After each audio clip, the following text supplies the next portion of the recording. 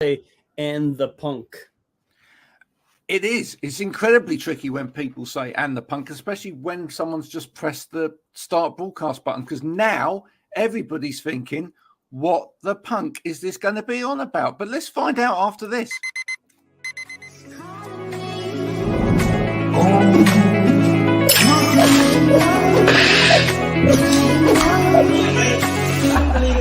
I need to get going, Mel. See you later.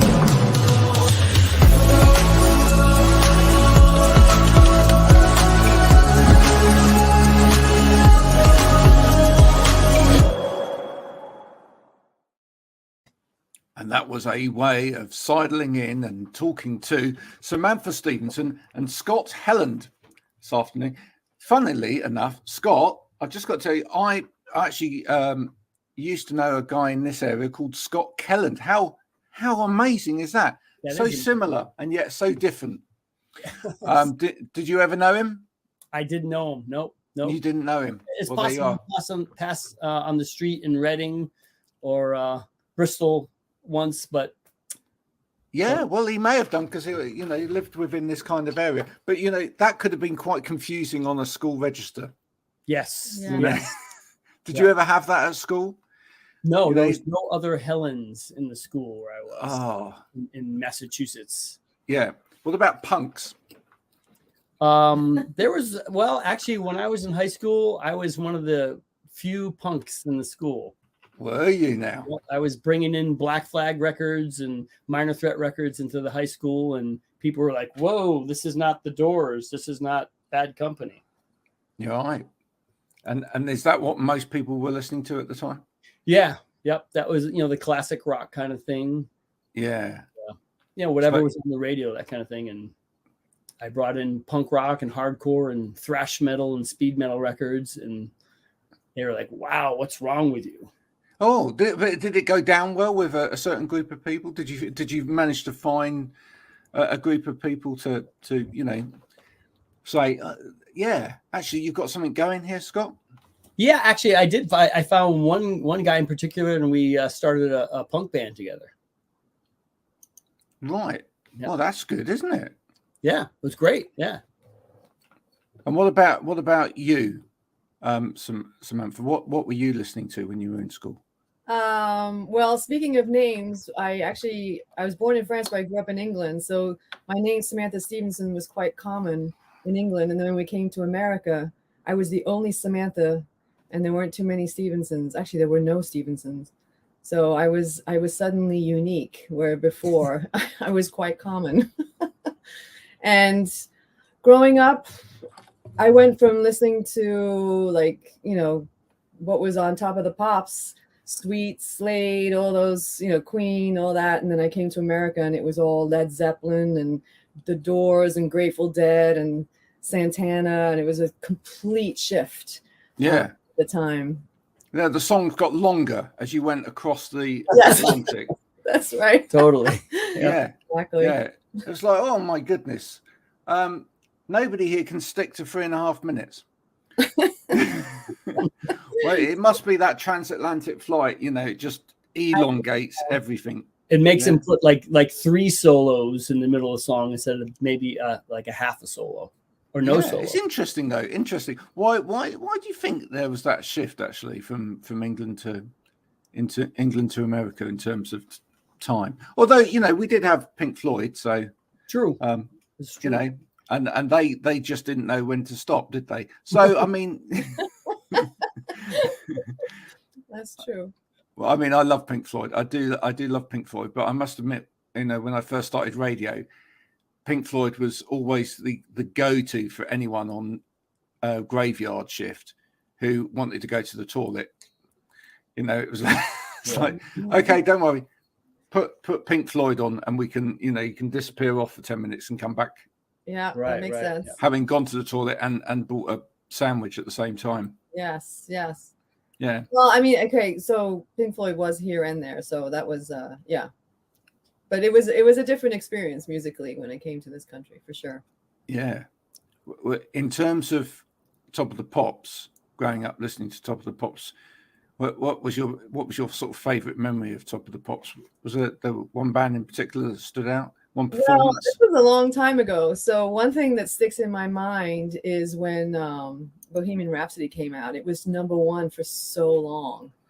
It just kept being the top, week after week after week. So that's kind of ingrained in my brain. I think we've all had those experiences. Yeah, I remember sort of Bryan Adams, Wet, Wet, Wet, just went on and on and on, you know, and it was like, oh, how many weeks has this been at number one now? 14 weeks. Brilliant.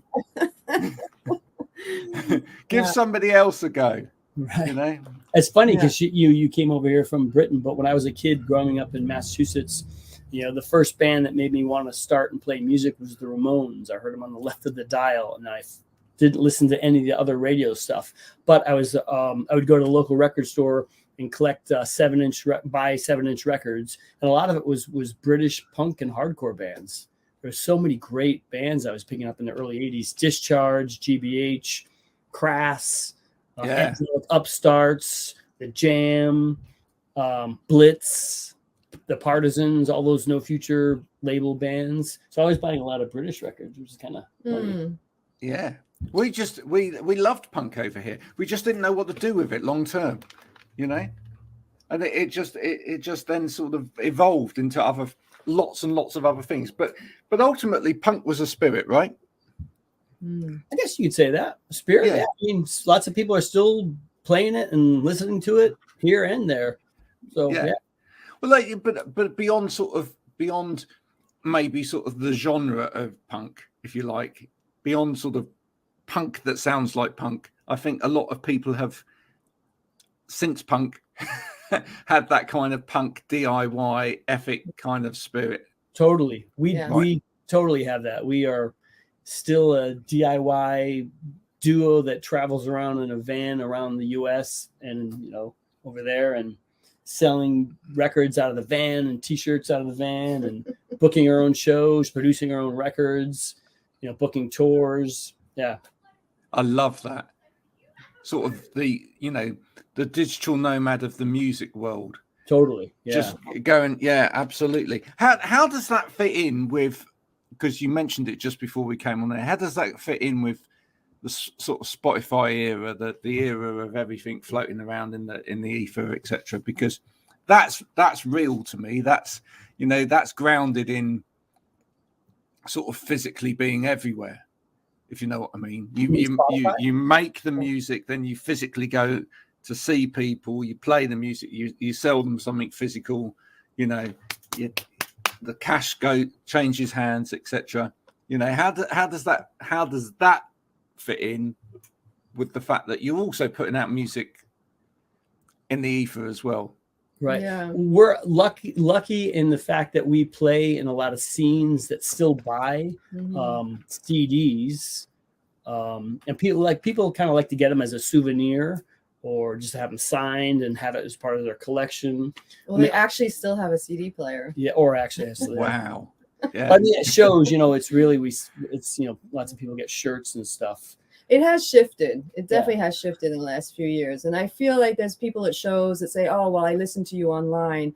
You know, I want to support you guys and get this and this and this. And because we're actually both visual artists as well. So we have a lot of merch for a band. We do a lot of art and design, and I sew. And so we have we have a merch booth that is replete with all kinds of things.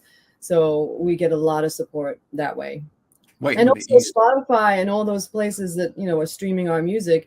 We have fans in places that we have never been to, obviously, and that's amazing. That's actually a really cool thing. Yeah, that is cool. That is amazing. Now, wait a minute though. You said you sew. Yes. Right. So now I'm imagining after a gig, you're there, you've got your little stand, etc., and someone comes up and they go to Melanie, and you go, okay, Melanie. What?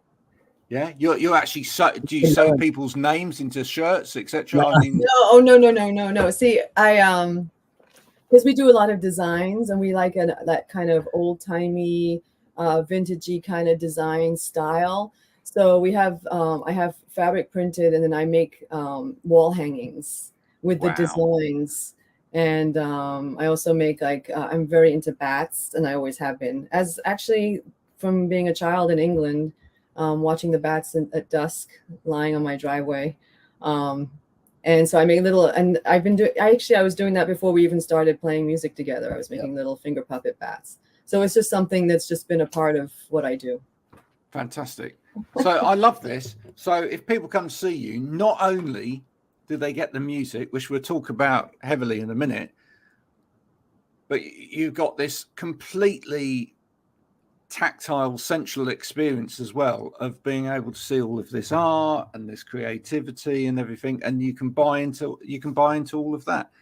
Do you exchange any of that with people that come to see you as well? Do they bring you things as well? Sometimes they do. They bring kind of like people will do little designs of their own based on our designs. We have this symbol of the band, and it's a bat frog. It's a bat and a frog. Years ago when I was thinking about a design for the band, I always loved the Motorhead, that snaggletooth bug logo. Yeah. I wanted something, visually interesting and just cool logo. And Samantha always liked bats, and I thought frogs were cool. They're interesting, transformational little creatures. So I put them together, designed this bat frog, and now we put them on everything. It started as just a bat frog on a t-shirt in the very beginning, and people seem to really latch onto it, and we just started doing more and more bat frogs, and now it's like the booth is just full of bat frogs. Well, look, the world needs more bat frogs, right? I agree. Yeah. Yes. It's too bad we didn't have one to show you. I know. Yeah, I mean, look, wait until someone actually breeds one and then starts bringing them along to the show. That could be really quite interesting. Yes. That's a couple tours down the road. We'll have that. Yeah, you could do the whole Ozzy Osbourne bit, and Well, funny you should say that, because the very first bat that I made the head was removable because of that. And my first little bat that I made, which is actually in my studio, I should have brought it with me, but it was probably in about 2002, 2003, when Scott had left the punk band scene and was doing a solo project. And we had met in 98. So I was sort of helping him and selling, CDs at the table. And I thought, I want to have something at the table too. So that's when I started making the little bats. So my very first bat, the head was removable. And I thought, this is way too complicated. And that was the only one whose head was removable. They stay put. I love it. They're stapled, did you say? No, they stay put. They stay put. Yeah. Right, yeah. Well, that's good. For the individual purchaser if they want to bite the head off the bat. Yeah. Now, listen, at this stage, I feel with all of those CDs behind you that we have to play a little game. I don't normally play little games on these things, but I feel because La Maison Scène is there and it's available, we will do this. So what I want you to do is, one of you, without looking, I want you to turn around, put your hand out, and just pick one CD out of there, and then we're going to find out what it is. All right? Okay, without looking? Yeah, without looking. This is just to see whether or not he actually knows where every single CD is in his collection, right? Why can't I get this out? Sounds like you. Am I in the right spot? You've picked I'm trying to close my eyes. Am I in the right spot? Right, there we go. And if you can guess at home what this CD is, right? So this is odd that I picked this out. Oh wow! Go on then. Deep Wound. Look at that. Deep Wound. Well, this is funny because this was my first hardcore band, Deep Wound. Kind of how amazing! It's almost like we planned that, but we didn't. Yeah, I know. Yeah, you can see I was like closed. I had my eyes closed. I did not look. If I had planned it, I would not have picked this CD. But yeah, this is my first hardcore band that I was in. We put this record out in 1983. Wow. We obviously reissues. It's a reissue. Yeah, we played around the northeast of the United States. Played with a bunch of different hardcore bands. The two guys in this band, Lou Barlow and Jay Masochist, went off to start a band called Dinosaur Jr. There you go. So, who I've interviewed. So now it just all comes around in one beautiful circle. Look at that. That's funny. That is funny. It's funny, isn't it? We couldn't have wished for better there. What You was want it? me to do one? How did the two of you get together? How did this particular? Well, plan happen? I was doing the whole corporate thing. As a child or growing up, I always wanted to just have a creative life, and that was not available to me mentally because I was not encouraged to do that. So I went on to, I was encouraged to sort of climb the corporate ladder kind of thing. And there was a point where I just sort of had this breakthrough or breakdown, whatever you want to call it, epiphany, that I didn't know what I was living for. So that it was now or never. I needed to just follow my true voice and true path in life. So I just quit everything and just started taking temp jobs. So they were temporary and I could do art on the side. And I met Scott in an office environment because he was also fueling his music through these jobs. And we hit it off right away in New York City, 1998. I love this. So the whole conversation went something like, "Oh, so you're here doing this job?" "Yes, but I don't really want to be here doing this job, but I'm doing it anyway." That's amazing. So am I. Basically, something like that. that's you hit the Exactly. nail on the head. Yeah. Yeah. And we would, while we were there for the year and a half, we were there at that place, we would just scheme on how we would get out of there and lead a creative life by doing, music and art and just traveling around and selling CDs out of the van. Actually, when I started doing temp jobs, I had a rule. I had made a rule for myself: never be in the same place for more than 2 weeks. Yeah. Because I just don't gel with the whole office environment. And so 2 weeks is about all I could handle. And then I'd be out and then I would start a new one. And then I was actually her boss. We were like in a copy room, mail room. It wasn't anything like, oh my goodness. This is where I was going with this next. Yeah, go on. Yeah. So I was answering to him because he was the one that was saying, well, you do this, you do that, and kind of thing, and like, so yeah. I mean, so when my boss would come by, they said, "Do we still need Samantha?" I'm like, "Oh, definitely. We definitely need Samantha." Yeah. 2 weeks go by. "Do we still need Samantha?" "Yep, we still need Samantha." Because and I was like, all and right. we need Samantha because Samantha is photocopying our flyers. Exactly. Basically, Yeah, I think there was a lot of music that went through that Yeah, photocopier. totally. Yep. Oh, isn't that beautiful? Yeah. So at that point, everything happened very quickly. When we met, it was just such like, it was meant to happen because it was like, everything went fast forward. And we decided to move in together within like 2 months or something. And then we decided, okay, we need to save up to do art and music full time. So we need to get out of this like expensive apartment thing in New York City. So we subletted our apartment and moved into his rehearsal studio, which was a building near Port Authority in New York City, which was all rehearsal studios. 12 floors, 6 rooms, each floor, all just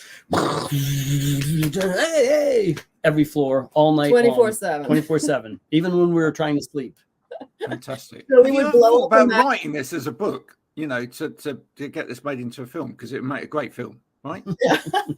So we would blow up a mattress every night, and then we'd be lying on the mattress, and then the bands would come in to drop off their gear and stuff in the middle of the night. There'd be mice running around. It was horrific. I mean, we did it. We had an intention. We said, we're going to do this. We're going to save up and we're going to get out. And we did it for a year. Yep. It's brilliant. It was intense. We showered in the city. There's the city Parks and Recreation. They have a program where you can join for this is back then, $25 a year, and you can use their gym. Because there was no bathrooms. There were no bathrooms in the music building. Just toilets with giant roaches. Disgusting. Right.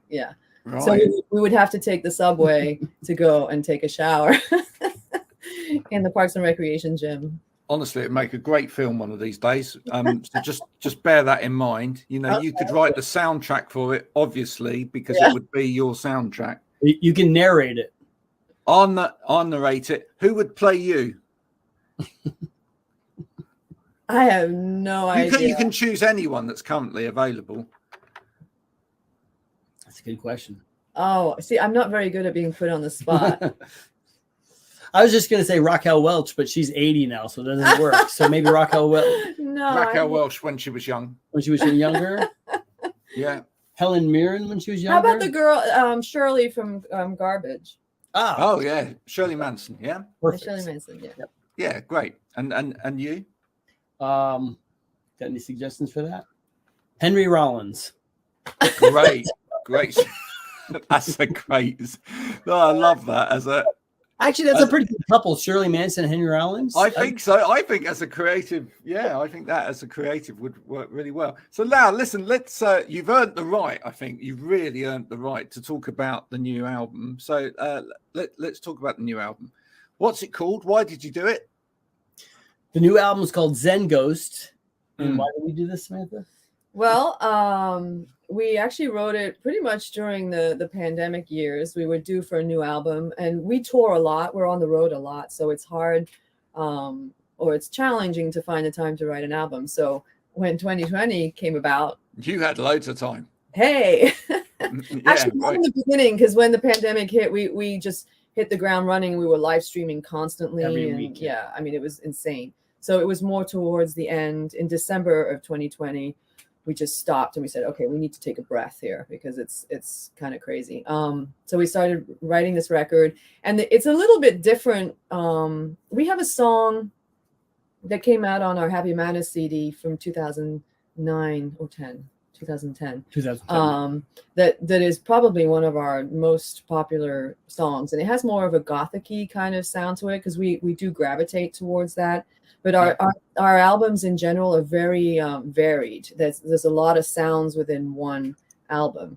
So we decided it felt right to kind of steer ourselves towards that part of ourselves, to the more kind of darker record. Yeah. So Zen Ghost, the idea of Zen Ghost is the idea of mind phantoms, of like experiences and things from our lives that perhaps we thought we transcended or had let go of, that can sort of come and haunt us a little bit. So it's kind of about that. So we just released the first single off the record. The single's called song's called Mon Souvenir. It came out. When did it come out?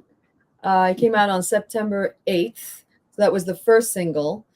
And Mon Souvenir, as you know, is such a common word, but people think of it as like a souvenir from a place you go to, but really it's in French, it's memory.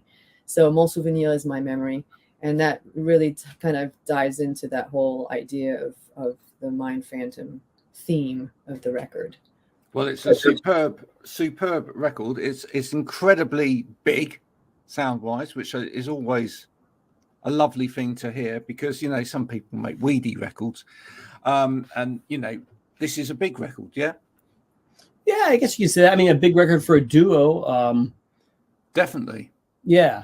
Right. Well, when we play live, Scott does live looping, guitar looping. So we do have a big sound for two people. For 2 people, yeah. And I do a lot of percussion. I have a whole cymbal stand and, you know, hi-hat. And, you know, I do a lot of percussive accents as well as singing. I keep myself very busy while I'm... And with the live looping, I'm playing the bass line. I'm doing a kick drum. I'm doing all the melody parts. And we write our songs that way and produce the records like that.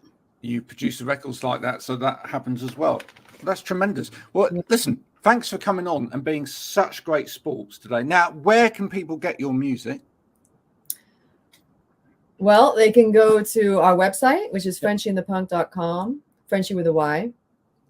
And they can stream it on any, it's all over the place, Spotify, Apple Music, Deezer, all that stuff. Yep. Absolutely. But they should pay for it, right? Right. That's always nice. So they can get it directly from us. You can pre-order the new Zen Ghost CD through our website.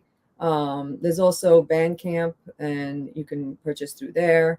Yeah. Yep. And at So- shows, we have lots of shows coming up. We'll be in the UK in December. Mhm. We're playing in Brilliant. Exeter, the U-Ball in Exeter. So you're playing in Exeter? Yes. Yeah.